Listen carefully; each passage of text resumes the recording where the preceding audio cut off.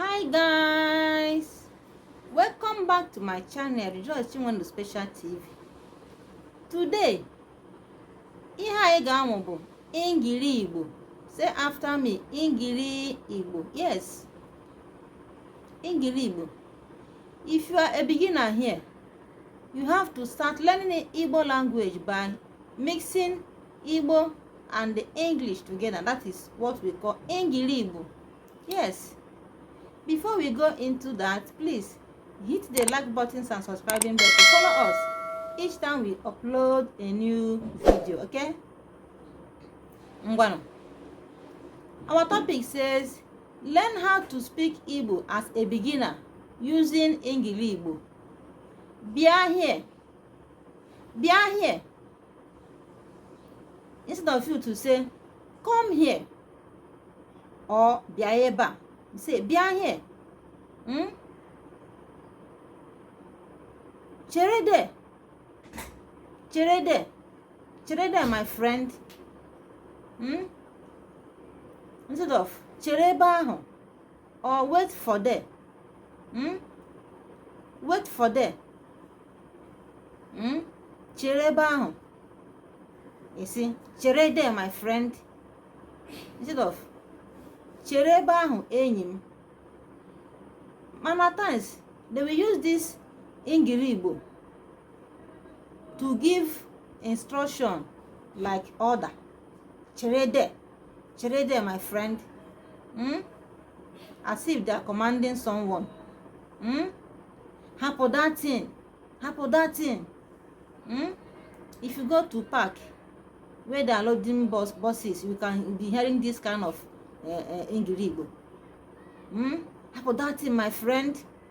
Hapụ that thing. Instead of hapụ ihe ahụ, enyi m. Mana ha bịa kwuo ya n'Igbo, ọ dịghị nnọọ ka ha petụrụ ya ha epeti.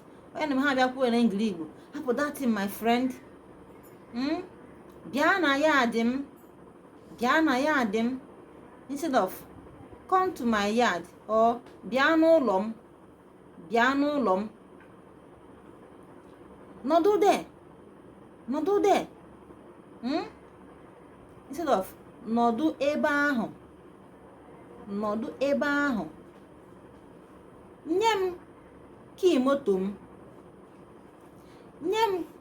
m. Instead of nye m igodo ụgbọala m. Igodo wu key in English. Zaa this house. Bịa, zaa this house. You can see that they are using this Engligbo to give command. Zaa this house instead of zaola, because when you say it in Igbo throughout, it is very, very calm. Zaola, zaa this house. Sendere m ego.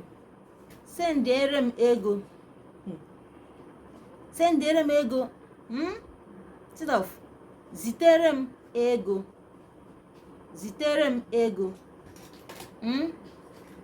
Biko cool down. Instead of please calm down.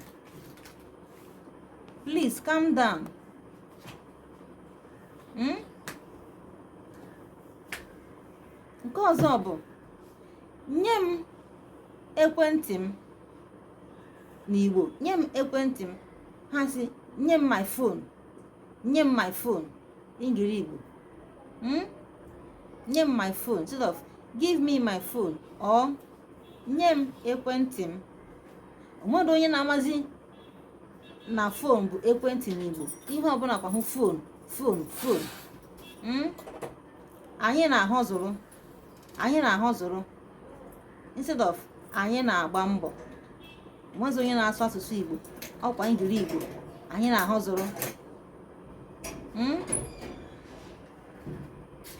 Anyị na-agba mbọ. We are hustling. Ha nọ na school.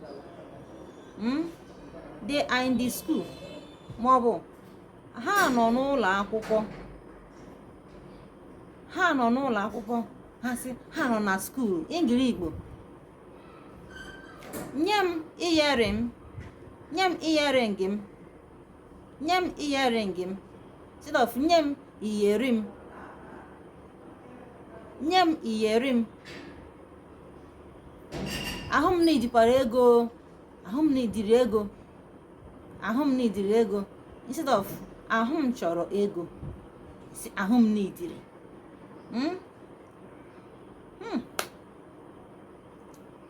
But when they're speaking it, it is very, very funny in hearing. And it sounds very fast. Ị nọ na ụlọ ụka, ị nọ na ụlọ ụka, ị nọ na church, ị nọ na church, ị nọ na church, instead of ị nọ na ụlọ ụka.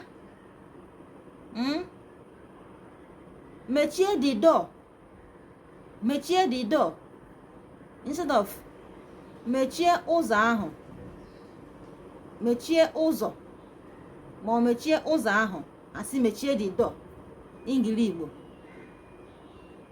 Mechie ọnụ gị there my friend, mechie ọnụ gị there my friend, mechie ọnụ gị there my friend, instead of mechie ọnụ gị ebe ahụ enyi m.